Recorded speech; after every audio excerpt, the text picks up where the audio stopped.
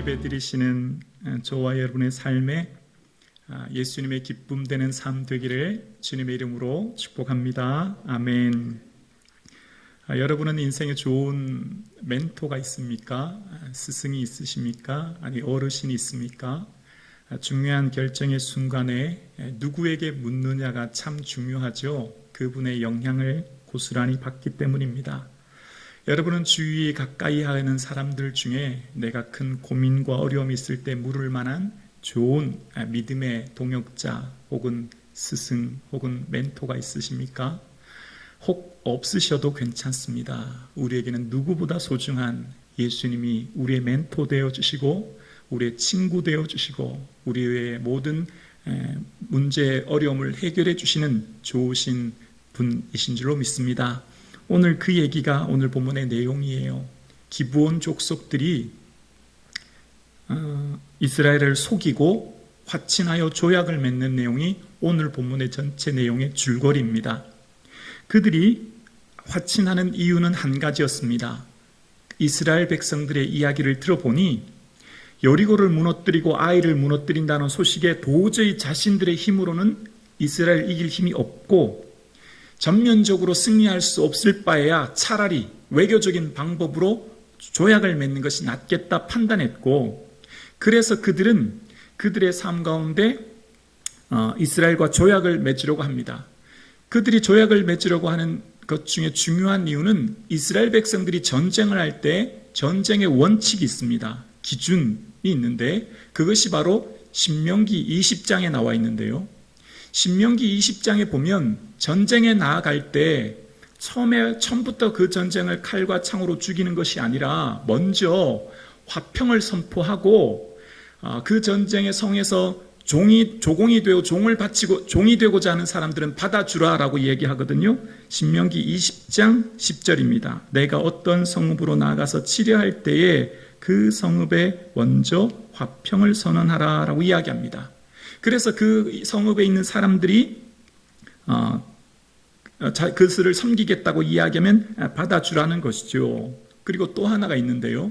그들의 있는 성에서 멀리 먼 곳에 있는 성읍 사람들이 그들에게 오면 그같이 하라는 거예요. 조공을 바치고 종이 되고자 한다면 받아주라는 내용입니다. 20장 15절인데요. 내가 내게서 멀리 떠난 성읍들 곧 이 민족들에게 속하지 아니한 성읍들에게는 이같이 행하려니와, 이스라엘이 있는 먼 곳에서 있는 사람들이 이스라엘과 화친하고자 하면 이같이 화평을 선언해서 종으로 받아주라는 예언이에요. 그러니까 지금 기브온 족속들은 이스라엘이 전쟁 규정을 정확하게 알고 있었던 거죠. 그래서 어떡하죠? 자신들이 먼 지방에서 온 것처럼 헤어진 전대, 가죽 푸대, 낡은 신, 기운 옷을 입고 마르고 곰팡이 나는 떡을 가져와서 보십시오.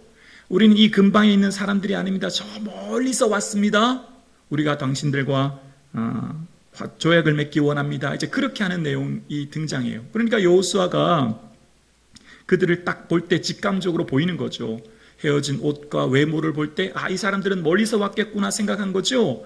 그래서 여호수아 9장 8절에 묻습니다. 그들이 여호수아에게 이르되 우리는 당신들의 종인이다 하매 여호수아가 그들에게 묻되 너희는 누구며 어디서 왔느냐 하니, 딱 보자마자 그냥 직감적으로 알게 된 거죠. 그들에게 묻게 되었어요. 자, 그런데 중요한 게 있습니다. 여호수아가 기브온 사람들에게 물었는데 오늘 본문에 9장 14절에는 이렇게 말하고 있어요. 9장 14절에 볼까요?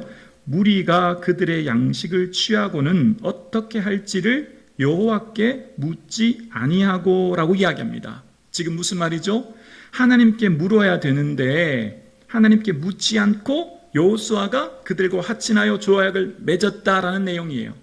지금 그러면 이 내용을 보면 무슨 말을 하려고 하는 거죠? 이 저자의 의도는 잘못되었다는 거죠. 하나님께 먼저 묻고 그 다음 결정을 해야 되는데 여호수아는 누구에게 물었다고요? 기브온 사람들에게 묻고 하나님께 묻지 않았다라고 하는 내용입니다. 자, 그러면 하나님께 묻고 안 묻는 일은 별일 아닌 것, 대수롭지 않은 일인가요? 아니에요. 선택의 순간에 하나님께 묻는 것은 매우 중요한 일이에요. 왜 그것을 알 수 있을까요? 그것을 알 수 있는 대목이 역대상 10장 13절에 나와요. 사울 왕에 대한 이야기인데요. 사울 왕에 대한 왕에 대해서 이렇게 이야기합니다. 사울이 죽은 것은 여호와께 범죄하였기 때문이라. 그가 여호와의 말씀을 지키지 아니하고 또 신접한 자에게 가르치기를 청하고 여호와께 묻지 아니하였으므로 여호와께서 그를 죽이시고라고 이야기합니다. 사울 왕이 왜 죽었다고요? 군사의 수가 모자라거나 전쟁과 전술에 약해서 죽은 게 아니라 근본적인 원인은 하나님께 묻지 않았기 때문이라는 거예요. 자, 그러면 두 본문을 묵상하면 이렇게 될 수 있죠. 사울 왕은 죽이셨는데 여호수아는 아무 징계가 등장하지 않아요. 오늘 본문 전체를 보아도 여호수아를 책망하거나 징계하는 내용이 등장하지 않습니다. 왜 그러셨을까? 왜 사울 왕은 묻지 않아 그의 삶이 멸망하게 되는 한편 한 사람의 삶에 대해서는 책망마저 등장하지 않을까를 생각해 보게 되었습니다. 먼저 하나님께서는 우리의 모든 형편과 처지를 아시는 분이십니다. 하나님은 우리의 실수 때문에 징계하는 분은 아니에요. 실수도 할 수 있고 잘못할 수 있을 때 하나님 어떻게 할까요? 기회를 주시죠. 세워주시죠. 용기를 주시죠. 위로를 주시는 분이에요. 단 한 번의 실수 때문에 그 사람을 막 책망하는 분이 아니라 단 한 번의 실수에도 그 사람의 형편과 처지와 상황을 보시는 분이에요. 사람들은 단편적인 것을 보고 판단하지만 하나님은 전체를 보시는 거죠. 그 사람의 의도를 보시는 거예요. 의도를. 하나님께서는 우리의 삶의 의도를 중요하게 보시는 분이에요. 왜 그 일을 하는지 그 사람의 동기를 아주 중요하게 보는 분이 하나님이라는 거예요. 자, 그러면 다시 오늘 본문을 살펴볼까요? 여호수아에게 기브온 족속들이 왔던 이유의 첫 번째는 그들은 오늘 본문 7절에 보면 이스라엘 사람들이 히위 사람들에게라고 이야기합니다. 그들은 원래 히위 종족이에요. 원래 가나안에 살고 있는 헷, 아모리스, 히위, 여부스 같은 사람들은 신명기 20장에 다 진멸하라는 거예요. 진멸의 대상이에요. 그러니까 기브온 족속들은 외교적인 방법을 취할 수 있는 길이 아예 없는 거예요. 그들은 아예 처음부터 진멸의 대상인 것을 그들은 알았던 거죠. 그래서 차안으로 선택한 게 뭘까요? 신명기 20장의 전쟁의 기준에 그들이 중요하다고 생각하는 기준이 성읍 멀리 있는 사람들은 화친하는구나 하는 걸 안 거죠. 그래서 뭐예요? 속인 거예요. 낡고 기운 옷과 신발과 먹을 것을 가지고 속임으로 여호수아와 그 사람들에게 사신을, 대표 사절단을 보낸 거예요. 처음 그들이 온 의도는 여호수아와 사람들이 속은 거예요.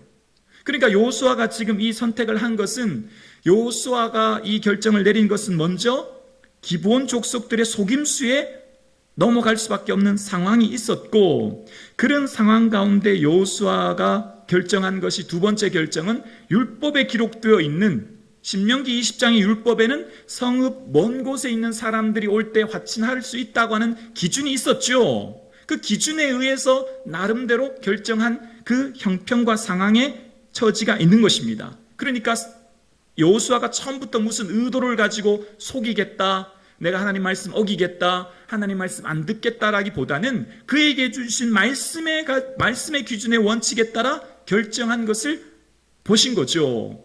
한 번의 실수로 징계하는 분은 아니에요. 왜냐하면 신명기 여호수아 20장에 보면 도피성이 나와요. 도피성은 어떤 곳이냐면 실수로 사람을 죽인 사람들, 예를 들어 나무를 막 하다가 나무에 도끼자루가 빠져서 앞에 있는 사람이 죽으면 내가 의도한 게 아닌데 죽을 수 있죠.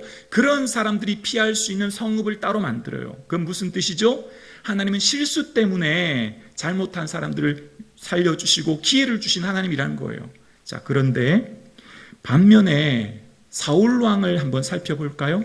사울 왕의 지금 상황은 먼저 블레셋이 막 공격해 왔는데 얼마 전에 사무엘이 죽었어요. 예전엔 사무엘이 하나님의 뜻을 다 알려주시는데 하나님의 뜻을 물을 만한 사람이 사라진 거죠. 그래서 사울 왕이 너무 급해서 사무엘상 28장 5절에 보면 이런 얘기를 해요.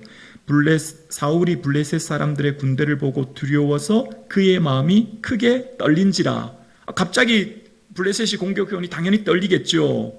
자, 여러분 한번 제가 문제를 내볼게요.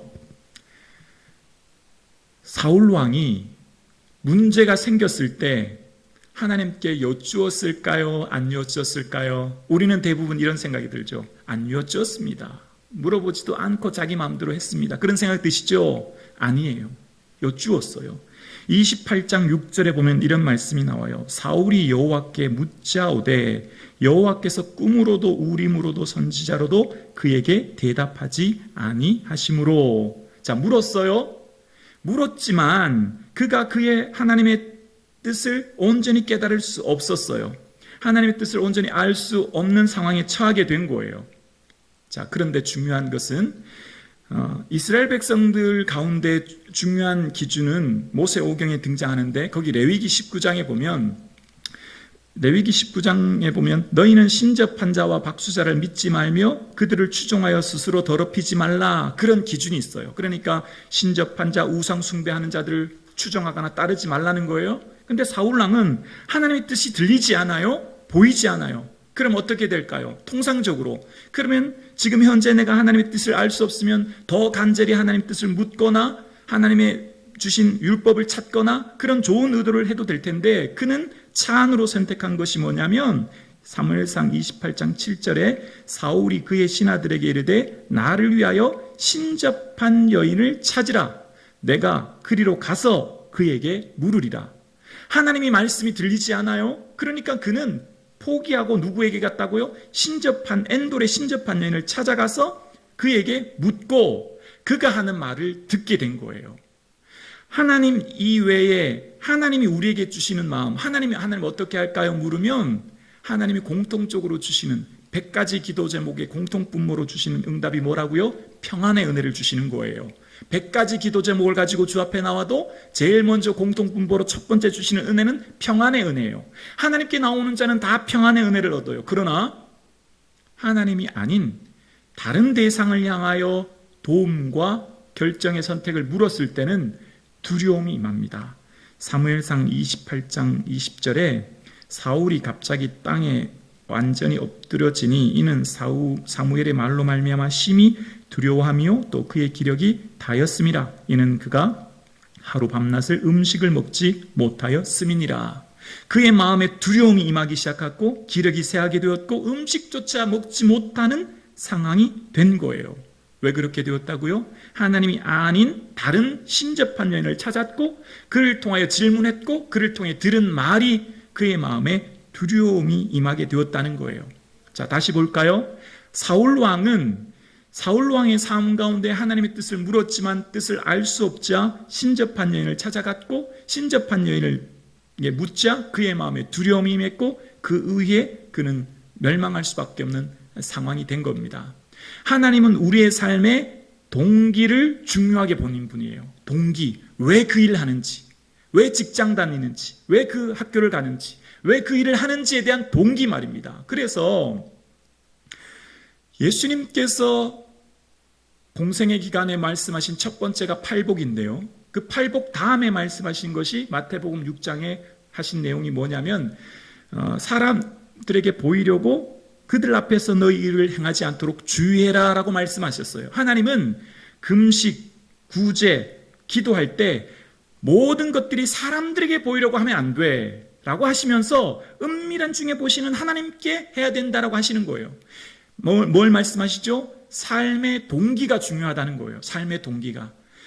여러분, 자, 그러면 한번 생각해 볼게요. 어떻게 우리가 하나님의 뜻을 잘 알 수 있죠? 하나님의 뜻은 알기가 참 쉽지 않아요. 왜냐하면 영이신 하나님은 눈으로 배울 수 없기 때문이에요. 그 영이신 하나님의 뜻을 어떻게 잘 헤아릴 수 있죠? 하나님께서 우리에게 주신 말씀이 있는 거예요. 자연 만물을 보고도 하나님을 알 수 있게 하였지만 또 하나 하나님의 뜻을 명확하게 알 수 있고 말씀해 주시는 것이 바로 성경 말씀이죠. 그래서 말씀과 늘 긴밀하게 묵상하는 것이 너무너무 중요해요. 악기를 다룰 때 제일 처음 하는 게 조율을 하거든요. 악기 연주할 때 조율하는 거 보셨죠? 근데 그 조율은 물론 요즘에 튜닝기가 나와서 기계가 맞춰주긴 하지만 악기를 연주하는 사람들이 그걸 맞춰가는 건데요. 그거는 한두 달로는 쉽게 튜닝을 할 수 없어요. 오랜 시간 끊임없이 들어야 되는 거예요. 저도 이렇게 기타를 쳐보면 그 튜닝하기까지 몇 년이 걸리더라고요. 우리가 하나님의 마음을 깨닫고 하나님의 뜻을 아는 것은 끊임없이 말씀에 민감해져야 되는 거예요. 악기의 기계를 조율할 때는 그 귀가 열리고 민감해져야 되듯이 우리는 중요한 순간에, 예를 들어서 어느 대학 가야 돼요? 어느 사람하고 결혼해야 돼요? 어느 직장 가야 될까요? 라고 하는 어떤 중요한 선택의 순간, 혹은 고난, 문제, 위기와 같은 큰 어려움의 순간에 하나님께 나와서 도와달라고 하죠. 그런데 그런 위기의 순간, 물론 하나님, 사랑의 하나님 말씀해 주시고 위로해 주시지만, 그러나 중요한 것은 우리의 삶의 주님과 동행하고 예수님과 함께하는 삶의 매 순간마다 함께하는 삶이 너무너무 중요하다는 거예요. 우리의 삶 가운데 주신 말씀을 묵상하고 살아가는 것이 너무너무 중요해요. 왜 그럴까요? 말씀을 통해서 하나님은 우리에게 들려주시는 거거든요. 우리에게 오늘도 말씀을 묵상할 때 말씀을 통해 들려주세요. 여러분, 우리가 우리의 삶을 보면 태양은 언제나 그 위치에 있어요. 1년 365일. 그러나 지구가 자전하기 때문에 밤이 있고 낮이 있는 거죠. 태양은 언제나 그 자리에 빛을 발하지만, 그런데 낮일 때 지구가 낮인데 태양이 가려질 때가 있어요. 낮인데 캄캄해질 때가 있어요. 지금처럼 대낮인데 갑자기 어두워질 때가 있어요. 언제일까요? 계기 일식이 일어날 때, 태양과 지구 사이에 달이 끼면 그 달 때문에 일식현상이 일어나서 잠깐 지구가 어두워지죠. 우리의 인생에 하나님은 언제나 그 자리에 계세요. 산과 같으신 하나님. 하나님은 언제나 그 자리에서 우리에게 사랑과 은혜와 기쁨을 주기 원하시는 게 하나님의 마음이에요. 그러나 우리의 인생은 신앙의 슬럼프도 있을 수 있고, 신앙의 굴곡이 있을 수 있고, 어려움이 있을 수 있죠. 그러면 마치 우리의 삶은 하나님이 내 기도를 들으지 않으신 것 같고, 하나님 나를 버리신 것 같고, 내가 또 하나님의 음성이 들리지 않을 때도 있는 거예요. 근데 어떻게 하면 들릴까요? 먼저 나를 살펴야 되는 거예요. 삶의 중요한 순간에 하나님은 언제나 그 자리에 계시는 거예요. 태양은 언제나 그 자리에 있는 것입니다. 그럴 때 가리워졌다면 먼저 나를 살피는 것이죠. 사울왕의 인생에 그 엔돌의 신접한 여인 한 번 찾아갔기 때문에 그가 징계를 당했을까요? 아닌 거죠. 그의 삶의, 사울왕의 삶의 그 중심과 의도와 동기가 한 번의 실수가 아니었기 때문임을 우리는 말씀을 통해 알 수 있어요. 그래서 우리의 삶 가운데는요, 삶의 매 순간순간마다 어떤 삶이 필요할까요? 말씀을 묵상하고 말씀 속에서 내게 들려주시는 주의 음성을 듣기 위해 애쓰는 것이 너무너무 중요해요. 여러분, 이스라엘 백성들이 가나안 땅 들어간 것은, 이스라엘 백성들이 가나안 땅 들어간 것은요, 그들이 지혜가 있거나 그들이 능력이 있거나 그에게 무슨 특별한 은혜가 있어서 들어간 게 아니에요. 이스라엘 백성들이 가나안 땅 들어간 것은 단 한 가지 이유입니다. 바로 하나님이 약속해 주신 거예요. 아브라함과 약속, 시내의 산에서 맺은 모세와 약속, 그리고 그 조상들에게 맺은 약속 때문에 들어가는 거죠. 그래서 가나안 땅 들어갈 때 땅 문서 준 적 있나요? 등기부 등서 준 적 있나요? 없어요. 한 가지 주셨죠. 약속. 약속 가지고 들어가요. 그래서 그들의 삶이 가나안 땅에서 행복을 누리고 그것을 유지하는 비결은 딱 한 가지예요. 가나안 땅에서 행복을 누리고 유지하는 비결은 더 넓은 땅을 얻고 부자가 되고 더 많은 재물을 누리는 게 아니고요, 말씀 잘 지키는 거예요. 말씀 잘 지키는 거, 말씀을 끊임없이 묵상하는 거, 후세대들이 줄 수 있는, 후세대들을 위한, 미래를 위한 준비의 가장 중요한 것은 말씀 물려주는 거예요. 광야 1세대들이 광야에서 삶을 마칠 때 모세가 신명기라고 하는 설교를 통해 앞으로 가나안 땅 들어가면 이렇게 살아야 된다라고 하는 말씀을 신명기에 적어서 줬고, 그대로 그들이 가나안 땅에 들어가서 살라고 준 게 말씀이죠. 근데 가나안 땅에 들어간 2세대들, 그리고 3세대들, 그들은요, 가나안 땅 들어가는 게 너무너무 좋은 거예요. 농사를 지으니 유목민처럼 이리저리 안 다녀도 되고 1년치 2년치를 쌓아놓을 수 있는 곡식이 있죠. 이제는 하루하루 먹을 것 때문에 걱정하지 않아도 돼요. 하루하루 만나 매출하기 안 기대해도 돼요. 1년치 양식이 쌓아져 있어요. 그러니 이제는 살만해요. 이제는 하루하루 하나님 바라보지 않아도 먹을 게 있어요. 그러니 자기 소견에 옳은 대로 행하기 시작한 거예요. 자기 소견에 옳은 대로. 중요한 일에 하나님의 뜻을 묻고 하나님 어떻게 할까요? 물어야 될 그들이 묻지 않은 거죠. 자기 소견에 옳은 대로 행했을 때 어떻게 됐다고요? 그들은 그 땅을 상실해 버린 겁니다. 자, 오늘 조약에서 기브온 족속들이 속이고 조약을 맺었어요. 그러면 야, 파기하자, 파기해. 이거 너희들 날 속이고 했으니 잘못됐다. 너희 세상에 이렇게 조약 맺는 게 어딨냐? 이거 파기다. 이런 내용이 나오나요? 나오지 않아요. 한번 맺은 약속은 반드시 지킨다는 거예요. 그때 당시의 조약을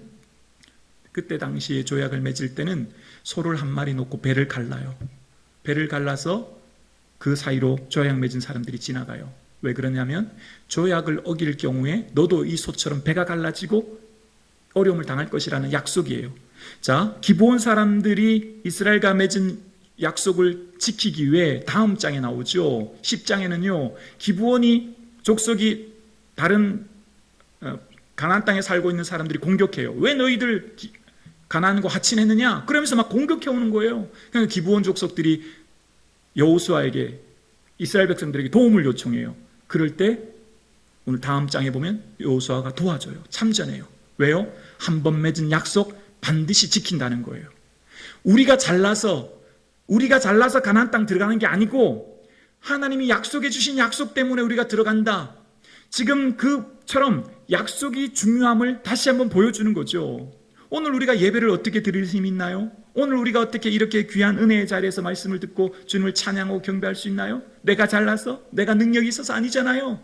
하나님 주신 예수 보혈의 능력과 그 약속, 그 말씀 의지하여 주님 우리가 이전에 나와서 기도하고 예배하는 줄로 믿습니다. 그렇습니다. 우리에게는 너무너무 중요한 것이 말씀이고요. 말씀을 그래서 여호수아에 보면요. 제일 먼저 여호수아에게 뭐라고 하죠? 마음 강하게 해, 담대하게 해, 여호와의 율법을 주야로 묵상해라. 그리고 할례를 행하고 유월절을 행하고 오늘 보면 앞달라에 보면 에발산과 그린 신산에서 온 백성 모아놓고 축복과 저주를 선포해요. 말씀 듣지 않으면 저주를 받아 이 땅을 잃어버릴 것이다. 이후에 계속 등장해요. 계속해서 등장하는 것이 율법의 중요성을 강조해요. 그것은 너희들의 인생은 말씀을 묵상하고 지킬 때 지킬 수 있어. 너희들의 인생은, 행복은 말씀 속에 있어 라고 하는 것을 보여주는 거예요. 오늘 예배 드리시는 조화 여러분, 우리의 인생의 참된 기쁨과 은혜가 하나님 말씀 붙들고 의지하며 나아갈 때 주시는 은혜인 줄로 믿습니다. 우리의 인생은요, 사람이 떡으로만 사는 게 아니에요. 사람의 모든 삶은요, 하나님 형상으로 지음받았기 때문에 말씀을 의지해야 살 수 있어요. 그래서 이 여호수아는요, 개인의 영웅담을 실은 게 아니에요. 여호수아는 대단하다, 그거 말하려고 하는 게 아니에요. 이스라엘 민족은 특별하다, 그거 말하는 게 아닌 거예요. 핵심은 하나님은 약속을 성취하는 분이다. 그게 여호수아의 중요한 핵심인 거예요. 특별한 개인 한 사람의 영웅주의나 민족주의를 나타내려고 하는 게 아니라는 거죠. 그래서 그 언약의 결과, 약속의 결과로 너희가 가나안 땅 들어가게 되었으니 그 땅에서 말씀 잘 지켜야 돼. 그 얘기하는 거예요. 그래서 여호수아 마지막 24장에서도 세겜에서 온 백성들 불러놓고 언약의 말씀을 다시 한번 선포하고 요셉의 장례가 진행됩니다. 바로 이전에 행했던 요셉의 약속이 성취되는 것을 말하고 있는 것입니다. 우리의 삶 가운데 어려움과 문제가 있을 때 하나님께 물으면, 하나님의 뜻을 찾으면 하나님은 들려주시기 원하고 깨닫게 해주시기 원하는 게 하나님 마음이에요. 그러나 우리는 우둔하고 미련하여 하나님의 뜻을 잘 깨닫지 못할 때가 많음이 현실적인 어려움입니다. 그래서 그 하나님의 뜻은 특별한 문제가 있을 때 하나님 도와주세요 기도하는 것보다 매 순간 하나님의 말씀을 주야로 묵상하고 아침에 해가 뜨고 출근을 하며 눈을 감을 때까지 앉거나 일어서나 생활한 모든 순간마다 예수님 어떻게 할까요? 예수님 어떻게 기쁘게 해드릴까요? 물을 때 매 순간 주님과 동행할 때 주께서 우리에게 은혜를 베풀어 주시는 줄로 믿습니다. 마지막으로 예화를 하고 마치려고 합니다. 무너지지 않기 위하여라고 하는 유제프 차부스키라고 하는 사람이 쓴 책이 있는데요. 2차 세계대전 당시 1939년 10월에 폴란드 전선에서 소련군에 의해서 그는 포위되어 포로 수용소로 이감하게 됩니다. 그 당시 4,000명이 넘는 많은 사람들이 포로가 되었고 러시아에 있는 그라초프 수용소로 이송되어집니다. 4,000명이 넘는 많은 사람들이 고된 노역, 영하 45도 이하의 고된 혹독한 추위에 하나둘 죽어가기 시작합니다. 마치 도살장의 가축처럼 비참한 삶을 맞이하는 거죠. 그런데 그곳에서 남은 사람은 단 79명이었습니다. 그 79명이 살아남을 수 있는 이유, 많은 사람들이 그곳에서 다 죽어갔지만 그곳에서 남을 수 있는 이유는 바로 그들의 삶 가운데 삶의 의미를 지탱할 수 있는 그들만의 힘, 노하우가 있었는데요. 그것은 바로 자신들에게 신문도 책도 없는 그곳에서 자기들끼리 모여서 서로 자기가 아는 지식을 공유하며 이야기할 수 있도록 수용소에 요청하게 되고 수용소의 허락을 받아 정해진 시간 그들이 서로 지적인 대화를 나누게 합니다. 그러니까 그들이 삶 가운데 살아갈 수 있는 유일한 소망이 서로의 삶을 이야기하고 자신들이 배운 것들을 나눌 때 기쁨을 느꼈던 거죠. 그래서 그 모임에 함께했던 사람들은 마지막까지 살아남게 되었던 거예요. 그러면서 이 책의 내용에 보면 어떠한 혹독한 추위와 어려움을 이겨낼 수 있었던 이유는 서로와 서로에 도움될 수 있는 이야기를 나누고 서로의 지식을 나눌 때 그것이 삶을 지탱해 줄 수 있는 힘이 되었다는 거예요. 여러분 보세요. 아무리 어려운 상황 가운데서도 그들 서로가 지식을 나누는 것도 그들의 삶을 지탱해 주는 힘이 되는데 하물며 우리에게 주신 살아계신 하나님의 말씀이 우리의 삶을 얼마나 힘있고 능력 있게 하시겠냐 말입니다. 하나님의 말씀은 우리의 삶의 능력과 힘과 권능을 주시는, 하나님이 저와 여러분에게 말씀하시고자 하는 하나님이 주시는 최고의 선물인 줄로 믿습니다. 그러므로 저와 여러분 묵상하고 읽고 또 기도해야 되는 겁니다. 그럴 때 하나님이 깨닫게 해주시는 거예요. 마치 악기사가 악기를 조율하듯이 귀에 들리기 시작하고 깨닫게 되는 민감함을 키워지게 되는 겁니다. 그래서 주님의 뜻을 묻는 자는 뭘 누리게 된다고요? 공통점은 평안이에요. 목사로 몸된 전을 섬기면 늘 기쁜 일만 있는 게 아니라 어려울 때도 있지 않습니까? 교회의 미래와 성도님의 삶과 또 여러 가지를 보면 마음이 아프고 힘들 때도 있고 근심될 때도 있습니다. 그것이 사실입니다. 그런 생각이 불쑥불쑥 들고 어려울 때가 있지요. 그러나 여러분, 예수님 도와주세요. 어떻게 할까요? 인도해 주세요. 고백하면 주님 주시는 평안의 은혜를 누리게 되는 줄로 믿습니다. 예수님 찾는 거예요. 예수님 붙드는 거예요. 지난 일주일 어떻게 사셨어요? 늘 기쁘셨어요? 아니잖아요. 얼마나 어려우셨어요? 오늘 기브온 족속에 통해서 여호수아를 통해서 말씀하신 하나님 뭘 말씀하실까요? 우리의 삶 가운데 겸손히 동행하는 삶을 원하시는 겁니다. 일주일에 새롭게 시작하는 삶의 순간순간마다 우리의 모든 관심이 오직 예수님께 초점이 맞춰져서 예수 그리스도를 깊이 묵상하시는 저와 여러분 되실 수 있기를 주님의 이름으로 축복합니다. 기도드리겠습니다.